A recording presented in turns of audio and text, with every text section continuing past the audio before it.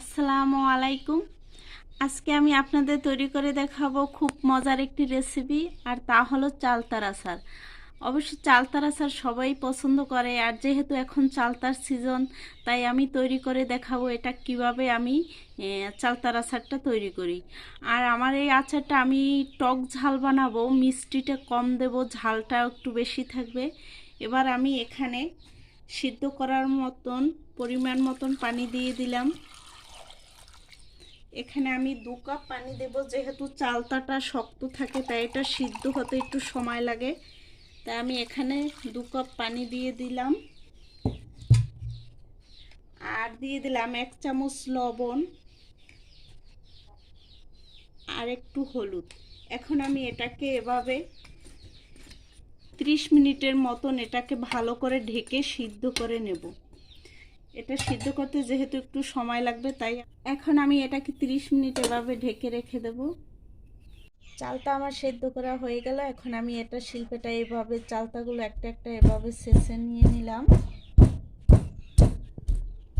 এভাবে আমি সিদ্ধ করতে একটু শক্ত, তাই এভাবে ছেঁচে নিলে একটু চালতাটা বেশি মজা হয় আচারটা। তাই আমি এভাবে সব চালতাগুলো সুন্দর করে এভাবে ছেঁচে নেব হালকা।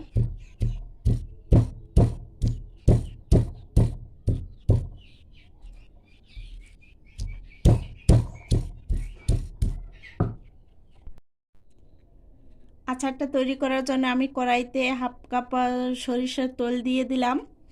আর এই তেলের মধ্যে আমি এখানে কয়েক কোষা রসুন দিয়ে দিলাম।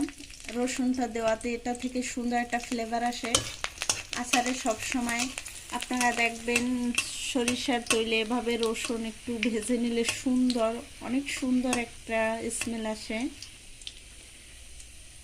এখন আমি এটা 1 মিনিটের মতন ভেজে নিলাম। এর মধ্যে আমি ছেঁচে নেওয়া আচারটা দিয়ে দিলাম।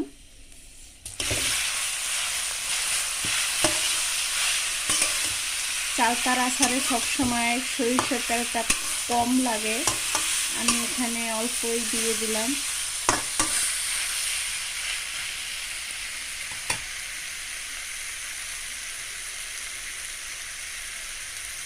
এখানে দিয়ে দিলাম 1 চামচ জিরা শুকনো মরিচের গুঁড়ো, 1 চামচ পাঁচফোড়নের গুঁড়ো, 1 চামচ সরিষা বাটা। এখন আমি এটাকে ভালো করে একটু মিক্স করে এভাবে নেড়ে চেড়ে এটাকে সুন্দর করে মেখে নেব।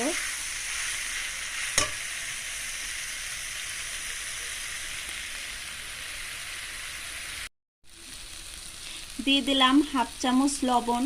আমি সিদ্ধ করার সময় লবণ দিয়ে দিয়েছি, তাই এবার আমি কম দিয়ে দিলাম।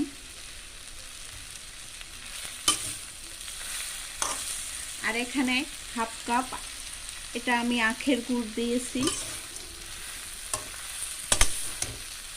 আমি এখানে চিনি দিয়ে আচারটা তৈরি করলাম না, আমি এটা আখের গুড় দিয়ে করব। আখের গুড় দিয়ে আচার করলে খুব মজা হয়।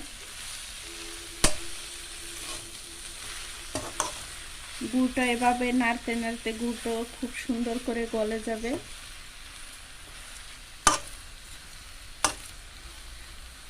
এখানে আমি ঝালটা একটু বেশি দিয়েছি, মিষ্টিটা কম দিয়েছি।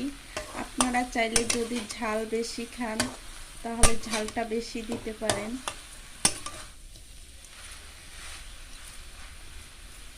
মিঠাটা গলে যায় সুন্দরভাবে এভাবে।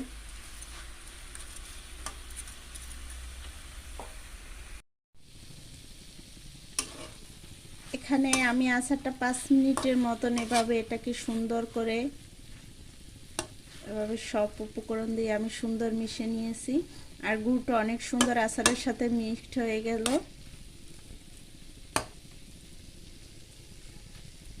এখন আমি এটা নামিয়ে নেব।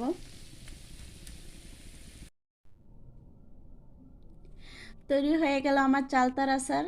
আপনারা চাইলে এটা বাসায় আমার ভিডিওটি দেখে এভাবে তৈরি করে নিতে পারেন। আচারটা খেতে খুবই মজা, একটু ঝাল, যেহেতু টক ঝাল তাই খুবই মজা। আর প্লিজ আমার চ্যানেলটি আপনারা সাবস্ক্রাইব করবেন, তাহলে আরও নতুন নতুন ভিডিওগুলো দেখতে পারবেন। আর একটা কমেন্ট করবেন। সবাই ভালো থাকেন। আল্লাহ হাফেজ।